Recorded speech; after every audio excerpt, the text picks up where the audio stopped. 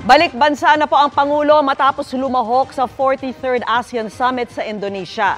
Kabilang sa mga huling aktibidad niya roon ay ang pagsaksi sa paglagda sa Free Trade Agreement sa pagitan po ng Pilipinas at South Korea.